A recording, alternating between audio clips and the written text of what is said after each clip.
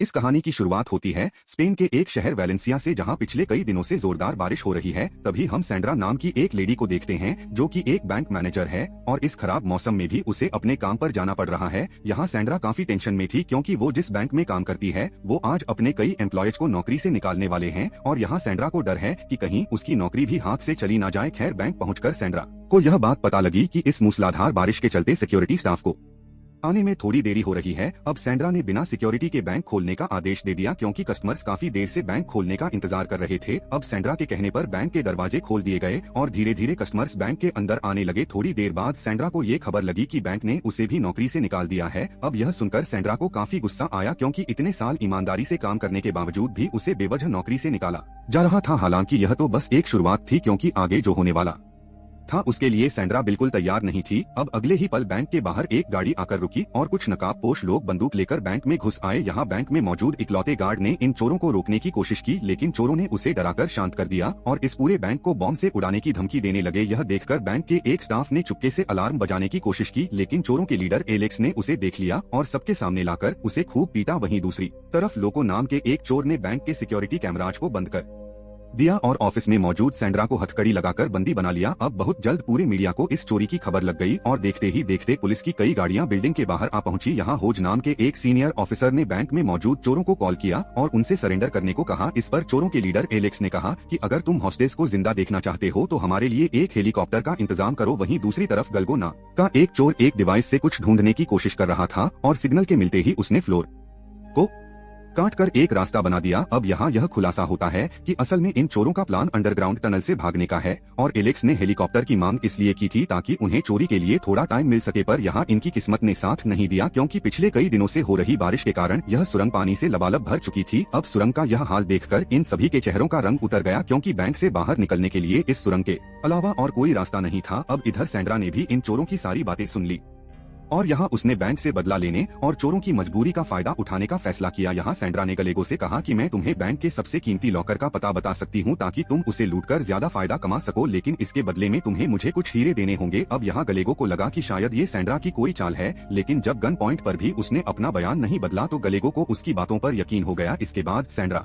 ने उसे locker number 314 के बारे में बताया जिसमें सोरियानो नाम के एक भ्रष्ट नेता के खिलाफ कुछ सबूत मौजूद थे और अगर ये सबूत बाहर आ गए तो इस पूरे देश में खलबली मच जाएगी क्योंकि सोरियानो जिस पॉलिटिकल पार्टी से बिलोंग करता है वो पार्टी इस देश की सरकार चला रही है। अब डील के मुताबिक गलेगो ने सैंड्रा को कुछ हीरे दिए और उसे अपना मुंह बंद रखने को कहा। इधर सोरियानो के पार्टी का एक दूसरा नेता जिसका नाम फरान था उसे इस बात की खबर लगी कि उस बैंक के किसी लॉकर में सोरियानो के खिलाफ कुछ सबूत मौजूद हैं और अगर यह सबूत बाहर आ गए तो उनकी पार्टी खतरे में आ सकती है। हालांकि इस लॉकर में ऐसा क्या था यह बात किसी को नहीं मालूम, लेकिन इसके बावजूद भी उन्हें इस सबूत को हासिल करके इसे बर्बाद करना था और वो भी पुलिस की नजरों से बचकर। लेकिन अभी ये लोग कुछ कर पाते हैं उससे पहले चोरों ने बैंक के सारे लॉकर साफ कर दिए और सबूत को लेकर सुरंग से निकलने की कोशिश करने लगे। पर सुरंग में पानी का बहाव इतना तेज था कि इन सभी का आगे बढ़ पाना इम्पॉसिबल हो रहा था। अब यहाँ इन सभी के चेहरे पीले पड़ गए क्योंकि वो सभी इस बैंक के अंदर फंस चुके थे। बाहर पुलिस इनका इंतजार कर रही थी और इनका भागने का आखिरी रास्ता भी अब बंद हो चुका था।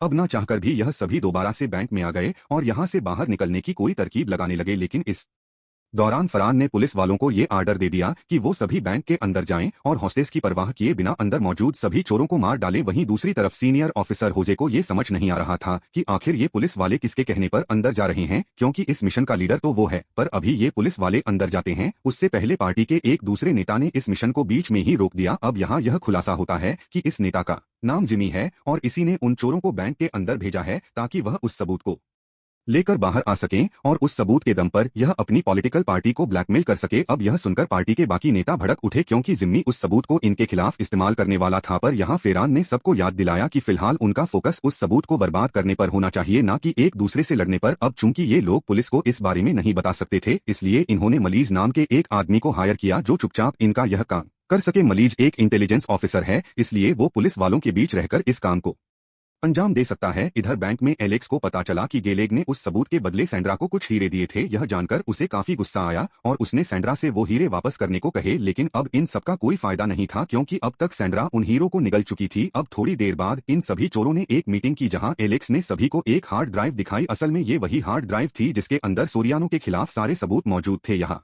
एलेक्स सभी से कहता है कि ये हार्ड ड्राइव हमारा यहाँ से निकलने का आखिरी रास्ता है, क्योंकि जब तक हमारे पास ये हार्ड ड्राइव है तब तक पुलिस बैंक के अंदर तो नहीं आएगी। लेकिन बदकिस्मती से इन चोरों की गैंग में एक गधा भी मौजूद था और उस गधे का नाम था लोको। अब यहाँ लोको को उस हार्ड ड्राइव में मौजूद सबूत को देखने की खुजली होने लगी और इसलिए उसने इस हार्ड ड्राइव को कंप्यूटर से कनेक्ट कर दिया, लेकिन गलत पासवर्ड डालने के चलते हार्ड ड्राइव में मौजूद सारा डाटा डिलीट हो गया और इस डाटा के साथ साथ इनके बाहर निकलने की आखिरी उम्मीद भी डिलीट हो गई। इधर मलीज यानी कि वो आदमी जिसे पार्टी ने वो हार्ड ड्राइव वापस लाने का काम सौंपा था, उसने एलेक्स को कॉल करके बैंक के बाहर मिलने बुलाया। जब एलेक्स बाहर पहुंचा तब उसने एक डील ऑफर की, अगर तुम मुझे वो हार्ड ड्राइव दे दो तो मैं तुम्हें सही सलामत इस बैंक से बाहर निकाल लूंगा। अब एलेक्स को भी ये ऑफर पसंद आया, क्योंकि अब उन्हें सुरंग में पानी के कम होने का इंतजार नहीं करना पड़ेगा। इसलिए एलेक्स ने इस ऑफर को एक्सेप्ट कर लिया और फटाफट बैंक के अंदर लौट आया। लेकिन यहाँ उसे यह बात पता लगी कि लोगों की बेवकूफी के चलते हार्ड ड्राइव का सारा डाटा डिलीट हो चुका है। यह सुनते ही एलेक्स का गुस्सा 7वें आसमान पर चला गया और उसने लोगों को जमीन पर गिराकर उसे कुत्तों की तरह मारा। अब यहाँ इनके पास कोई और चारा नहीं था, इसलिए इन लोगों ने यह खाली हार्ड ड्राइव मलीज को सौंपने का फैसला किया। अब प्लान के मुताबिक यह सभी हार्ड ड्राइव लेकर बैंक के गेट तक पहुंचे, जहां मलीज की टीम पहले से इनका इंतजार कर रही थी। हालांकि ये लोग मलीज के ही थे, लेकिन इनके बर्ताव को देखकर लोगों को इन पर शक होने लगा। यहाँ लोग को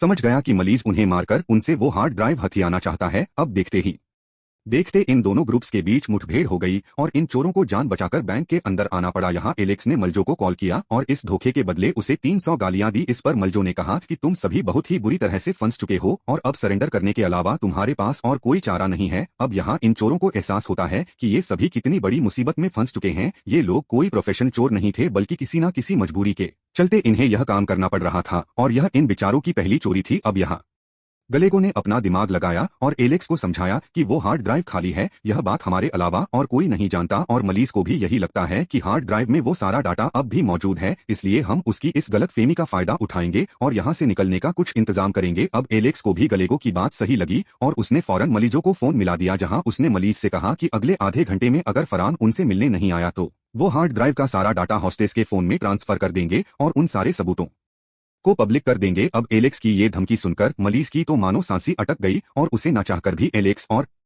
फरहान की मीटिंग फिक्स करनी पड़ी। अब इनकी इस बातचीत को सीनियर ऑफिसर होजे ने भी सुन लिया और इस कन्वर्सेशन में उसने सोरियानो का नाम सुना। अब थोड़ी रिसर्च के बाद होजे को यह बात पता लगी कि सोरियानो रूलिंग पार्टी का एक नेता है, जिसे आज से कई साल पहले एक मर्डर के इल्जाम में गिरफ्तार किया गया था, लेकिन जांच के दौरान पुलिस को उसके खिलाफ कोई सबूत नहीं मिले, इसलिए कोर्ट ने उसे बेगुनाह मानकर उसकी पूरी सजा माफ कर दी। अब यहाँ यह खुलासा होता है कि उस हार्ड ड्राइव के अंदर सोरियानो के नहीं बल्कि उसकी पार्टी के खिलाफ कुछ सबूत मौजूद थे और इन सबूतों को खुद सोरियानो ने इकट्ठा किया था ताकि वो अपनी पार्टी को ब्लैकमेल कर सके और अपने सर पर लगे इल्जाम को खारिज कर सके। अब जब फरहान चोरों से मिलने पहुंचा तब एलेक्स ने उससे एक बस की मांग की ताकि वह एयरपोर्ट तक पहुंचकर इस कंट्री से बाहर भाग सके। यहाँ फरहान ने इनकी सारी शर्तों को मान लिया, लेकिन बदले में उसने हार्ड ड्राइव में मौजूद वीडियोस को देखने की इच्छा जताई। लेकिन जब काफी रिक्वेस्ट के बाद भी एलेक्स वीडियो दिखाने के लिए राजी नहीं हुआ तो फरहान को उस पर शक होने लगा, लेकिन जब तक वो हार्ड ड्राइव एलेक्स के पास थी तब तक वो कोई रिस्क नहीं ले सकता था। इधर मलीज ने इन चोरों के लिए एक बस का इंतजाम किया ताकि वो उन्हें एयरपोर्ट तक पहुंचा सके, पर असल में उसका प्लान तो कुछ और ही था। मलीज ने बड़ी चालाकी से बस के नीचे एक बॉम्ब लगवा दिया ताकि वो धमाका करके इन चोरों को बीच रास्ते में ही मार दे और इन चोरों के साथ साथ वो हार्ड ड्राइव भी नष्ट हो जाए। हालांकि गलगो को मलजो पर बिल्कुल यकीन नहीं था, क्योंकि वो पहले भी इन्हें धोखा दे